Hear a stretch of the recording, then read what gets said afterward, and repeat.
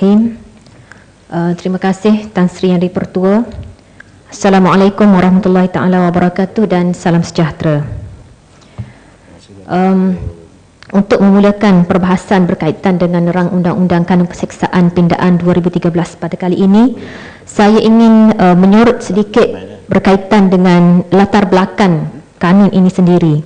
Iaitu kalau kita lihat kepada latar belakang kanun keseksaan ini yang dikenali juga sebagai Penal Code, ia telah mulai diperkenalkan di Malaysia semenjak sebelum merdeka lagi, dan ianya diambil daripada India Penal Code. Dan India Penal Code ini mulai diperkenalkan di India semasa British India, yakni daripada tahun 1860 lagi, iaitu lebih kurang 150 tahun yang lepas. Dan kalau kita lihat daripada sudut perkembangan Penal Code ini, ia adalah antara undang-undang ataupun kanun yang mengalami pindaan-pindaan dan perkembangan yang begitu ketara, yang acap kali, yang menunjukkan bahawasanya kanun keseksaan ini sentiasa dipinda bagi memenuhi keperluan semasa. Dan kalau kita lihat keperluan semasa ini, ia menunjukkan kepada trend jenayah ataupun trend hukuman yang berlaku di Malaysia, di mana kita lihat trend jenayah hari ini yang berlaku adalah lebih complicated, lebih ganas, dan mutakhir ini banyak berlaku kes-kes jenayah seksual, terutamanya terhadap wanita dan kanak-kanak. Dan saya juga ingin menyorot latar belakang undang-undang kita.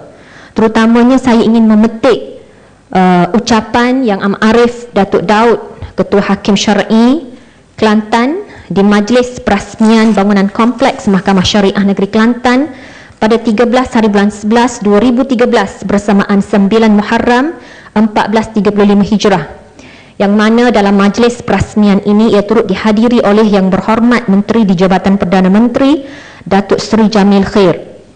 Dan saya memetik beberapa petikan daripada ucapan ini, di mana beliau menyebut tentang latar belakang Mahkamah Syariah di Kelantan dan juga latar belakang undang-undang. Dan suka dimaklumkan di sini bahawasanya kos pembinaan Kompleks Mahkamah Syariah di Bandar Baru Tunjung, Kota Baru ini adalah dibiayai oleh Kerajaan Persekutuan sebanyak 25.8 juta di bawah seliaan dan kawalan Jabatan Kehakiman Syariah Malaysia dan JKR, manakala tapaknya disediakan oleh Kerajaan Negeri seluas 6 ekar. Projek ini adalah merupakan cerminan kerjasama langsung antara Kerajaan Persekutuan dan negeri. Terima kasih diucapkan. Dan sedikit sejarah penubuhan Mahkamah Syariah dan perkembangan undang-undang di negeri Kelantan. Mula tertubuhnya Mahkamah Syariah yang melaksanakan undang-undang di negeri Kelantan adalah sejak daripada tahun 1060 Hijrah bersamaan 1650 Masihi, iaitu lebih daripada 300 tahun yang lepas. Kemuncak perjalanan undang-undang Islam di negeri ini adalah pada zaman pemerintahan Sultan Muhammad yang ketiga daripada tahun 1889 sehingga 1890, di mana pencuri yang didapati sabit kesalahannya di Mahkamah Syariah yang berada di Kota Baru pada masa itu dikenakan hukuman hudud mengikut undang-undang Islam. Dan keadaan demikian berjalan terus-menerus dengan baik sehinggalah kepada suatu masa terhenti dengan campur tangan penjajah yang telah memperkenalkan dan memasukkan undang-undang mereka ke dalam sistem perundangan yang berkuat kuasa pada masa itu, serta mengenepikan undang-undang Islam sedikit demi sedikit melalui enactment yang berkaitan dengan pelaksanaan undang-undang Mahkamah Syariah, sehingga tinggal undang-undang yang berkaitan dengan hal kekeluargaan Islam sahaja, yakni yang kekal dalam bidang kuasa Mahkamah Syariah pada hari ini hanyalah berkaitan nikah, cerai, nafkah, wakaf dan sebagainya sahaja. Dan sebagai contoh, enactment tahun 1910 yang membataskan bidang kuasa mahkamah syariah yang ada di Kota Baru pada masa itu.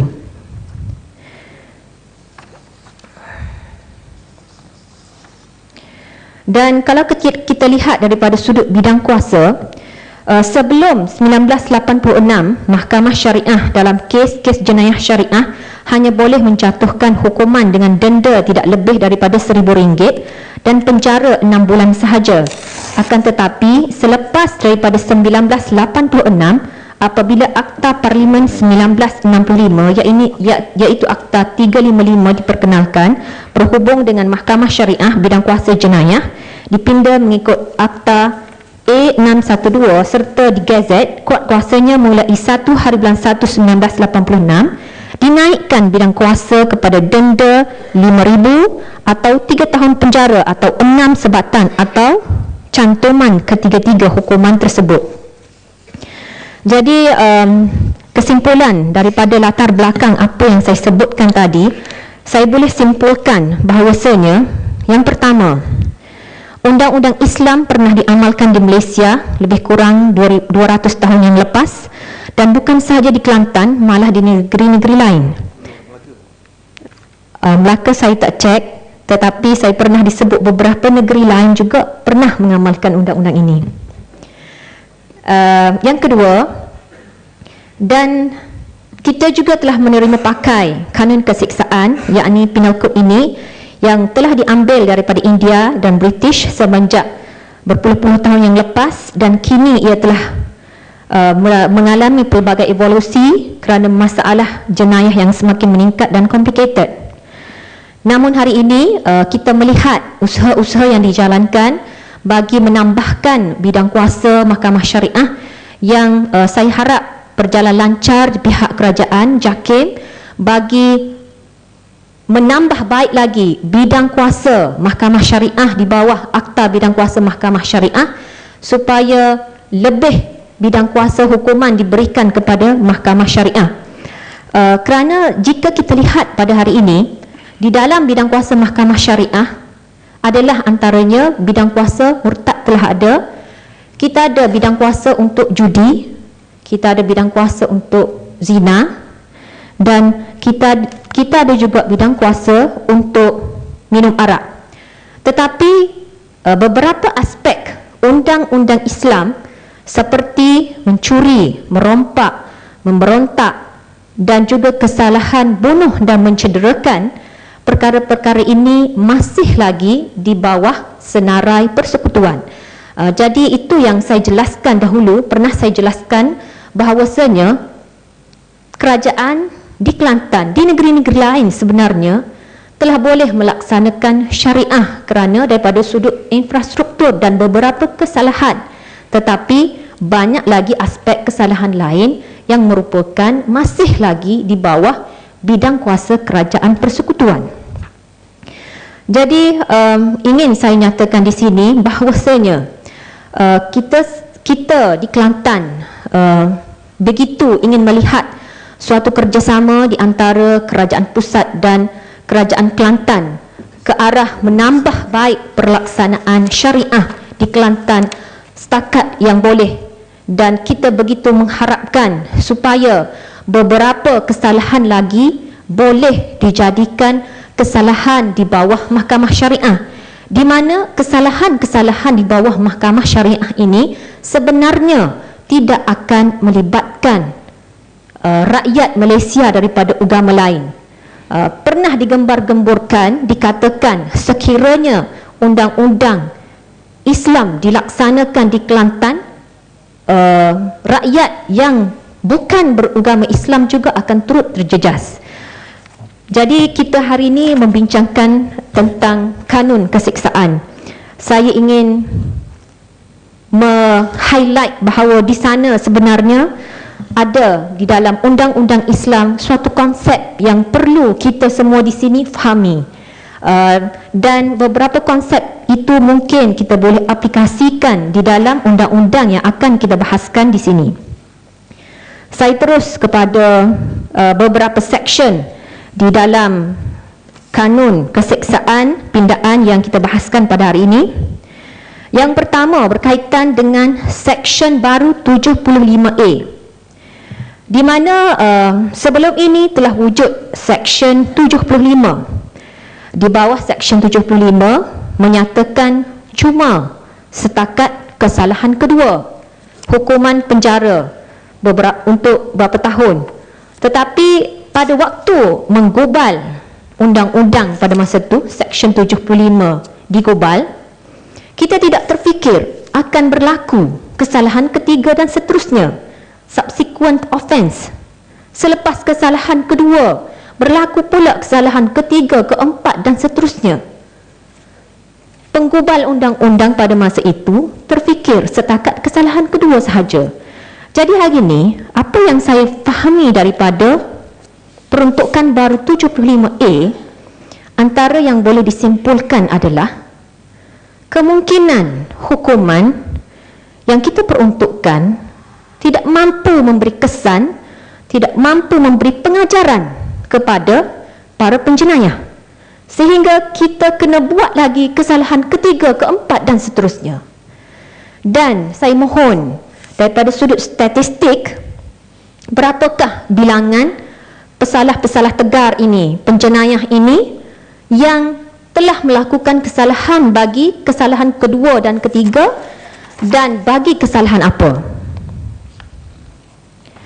Seterusnya berkaitan dengan Seksyen baru 326A dan Seksyen baru 352A. Telah dimaklumkan melalui pembentangan menteri sebelum ini bahawasanya ia melibatkan kedua-dua sekali pasangan suami dan isteri, sama ada isteri mencederakan suami ataupun suami mencederakan isteri. Jadi sebenarnya peruntukan ini adalah sangat elok dan ini sangat membantu para isteri, khususnya kalau melalui mahkamah syariah telah ada peruntukan melalui taklid.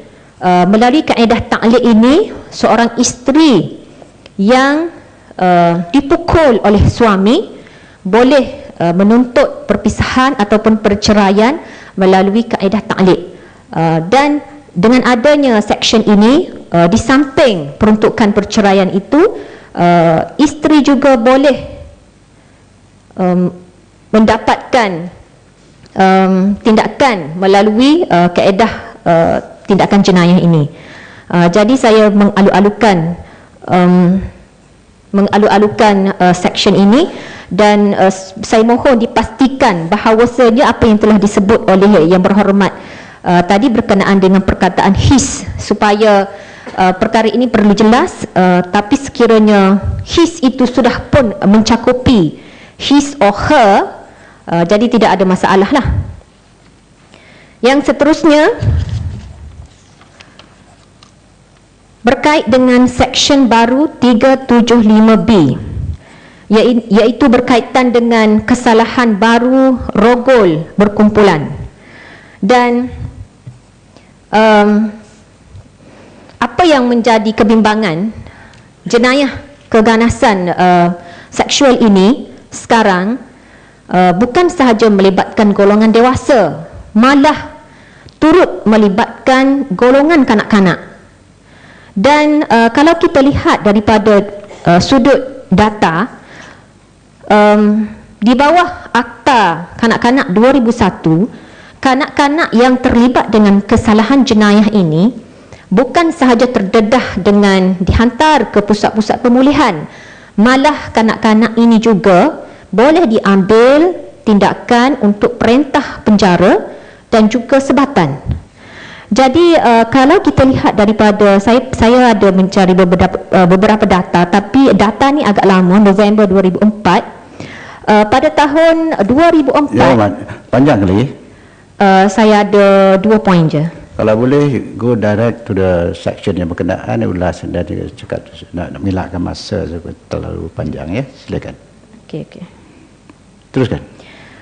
Kalau ikut data ini, terdapat 587 orang kanak-kanak yang menjalani hukuman penjara, dan di antaranya yang berusia 14 tahun selamai 15 orang, 15 tahun 20 orang, 16 tahun 53 orang dan seterusnya.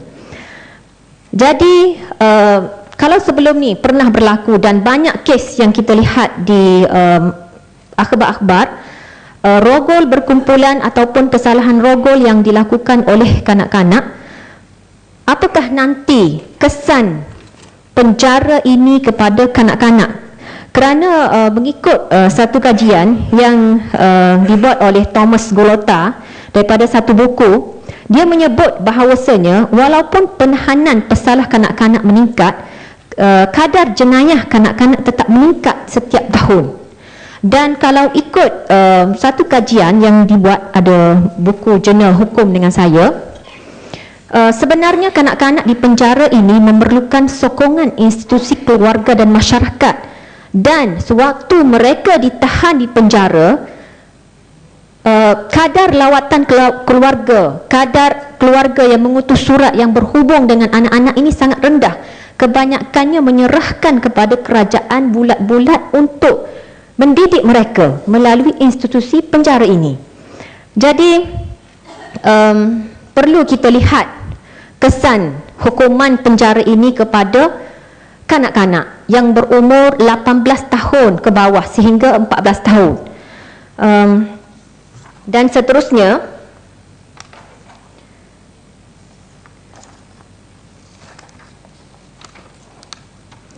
berkenaan dengan pampasan mangsa kecederaan jenayah.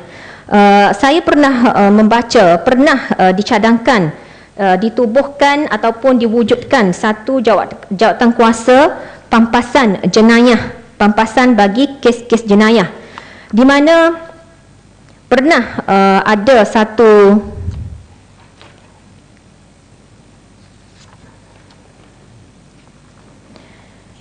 di mana cadangan pelaksanaan skim pampasan mangsa kecederaan jenayah di Malaysia telah pun bermula sejak resolusi yang dibentangkan pada persidangan meja bulat berkenaan peranan masyarakat menangani jenayah ragut, dan persidangan ini telah dianjurkan oleh Kementerian Keselamatan Dalam Negeri bersama-sama badan bukan kerajaan dan pihak lain. Dan di antara resolusi persidangan meja bulat tersebut adalah cadangan penubuhan skim pampasan mangsa kecederaan jenayah. Skim ini hendaklah diadakan sebagai jaminan kepada ahli masyarakat yang peka terhadap kejadian jenayah dan ingin membantu bagi menghalang kejadian jenayah yang berlaku di depan mata. Dan mekanisme pelaksanaan yang dicadangkan dalam persidangan tersebut meliputi perkara berikut: sama ada penubuhan badan sama ada melalui penubuhan badan berkanun dan pelaksanaan skim takaful ikhlas. Dan dimaklumkan juga di sini bahawa Kementerian Keselamatan Dalam Negeri telah menubuhkan satu jawatan kuasa pampasan mangsa kecederaan dan telah mengadakan beberapa perbincangan dengan pihak pengendali takaful, agensi perundangan dan badan bukan kerajaan serta pihak yang berkaitan. Jadi saya mohon, setakat mana usaha kerajaan bagi menyediakan pampasan kepada mangsa-mangsa jenayah bagi memastikan kebajikan mereka dan keluarga-keluarga mangsa yang terlibat dengan jenayah ini dapat meneruskan kelangsungan kehidupan mereka. Jadi saya rasa setakat itu saja, Tan Sri Yang di-Pertua. Terima kasih. Terima kasih, Muhammad. Sekarang saya persilakan